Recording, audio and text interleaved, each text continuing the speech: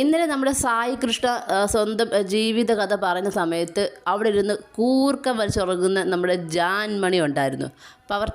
ഇപ്പോഴത്തെ പവർ ടീമിലെ അംഗമായ ജാൻമണി ഉറങ്ങുന്നത് എല്ലാവരും തന്നെ കണ്ടു. പക്ഷേ ആർക്കും ഒന്നും പറയാനില്ലടേ, ഒന്നും ചോദിക്കാനുമില്ല. ആർക്കും ഇപ്പോഴത്തെ പവർ ടീമാർക്കും ഒരു പണിഷ്മെൻറ്റ് കൊടുക്കാനുമില്ല. ഇത്ര നേരമായി, അതായത് ഇന്നലത്തെ സംഭവമാണ്. ഇപ്പോൾ ഇതുവരെയും ആരും കാര്യം ലൈവിൽ ചോദിക്കുന്നതായി കണ്ടിട്ടുമില്ല. അതെന്താണ്?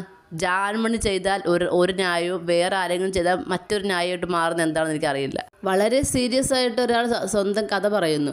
സ്വന്തം അച്ഛനിൽ നിന്ന് നേരിട്ട കുറേ കാര്യങ്ങൾ. അച്ഛന് വലിയ സ്നേഹമൊന്നും ഇല്ലായിരുന്നു, പെങ്ങളോടായിരുന്നു സ്നേഹം ഉണ്ടായിരുന്നത് എന്നൊക്കെ പറഞ്ഞിട്ട് ഭയങ്കരമായിട്ട് പറയുന്നു. ഭയങ്കര വിഷമിച്ചതും പറയുന്നില്ല ആൾ. സായി എല്ലാം സാധാരണ രീതി പറഞ്ഞത്. പക്ഷേ എന്നിരുന്നാൽ പോലും സ്വന്തം ജീവിത കഥ ഒരാൾ പറയുമ്പോൾ അത് കേട്ടിരിക്കാതെ ഇങ്ങനെ ഉറങ്ങുന്നത് ഭയങ്കര സംഭവമാണ് അല്ലേ, നമ്മുടെ ജിൻഡോയെ പോലെ.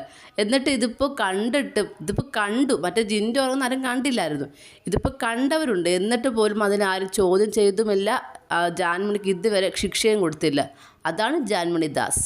എന്തായാലും ഇതുവരെയും ചോദിച്ച് കണ്ടില്ല. ഇനി ചോദിക്കുമോ എന്ന് കണ്ടു തന്നെ അറിയണം. കാര്യം പ്രൊമയൊക്കെ വന്നപ്പം ആ പ്രൊമയിലൊന്നും ഈ ഒരു പ്രശ്നത്തെക്കുറിച്ചുള്ള ഒരു കാര്യവുമില്ല. കാര്യം ഇനി ടാസ്ക് വരാൻ പോവുകയാണ്, പവർ ടീമിൻ്റെ ടാസ്ക് വരാൻ പോകുന്നു.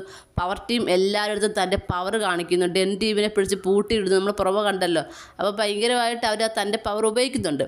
അപ്പോൾ കഴിഞ്ഞ ആൾക്കാരൊക്കെ പവർ ഉപയോഗിച്ചപ്പോൾ അത് പ്രശ്നമായിരുന്നു. പക്ഷേ ഇവർ പവർ ഉപയോഗിച്ചാൽ സൂപ്പറായിരിക്കും. കാര്യം ജാസ്മിനും ഗബ്രിക്കെതിരായിട്ടാണല്ലോ, അതുകൊണ്ട് സൂപ്പറായിരിക്കും. എന്തായാലും നോക്കാം നമുക്കിനി എന്തൊക്കെയാണ് നടക്കാൻ പോകുന്നതെന്ന്. നിങ്ങൾക്ക് എന്താണ് തോന്നുന്നത്? നിങ്ങളുടെ അഭിപ്രായങ്ങൾ താഴെ കമൻറ്റ് ബോക്സിൽ മറക്കാതെ രേഖപ്പെടുത്തണം. കൂടുതൽ ലൈവ് അപ്ഡേഷനുമായിട്ട് ഉടനെ വരുന്നതായിരിക്കും.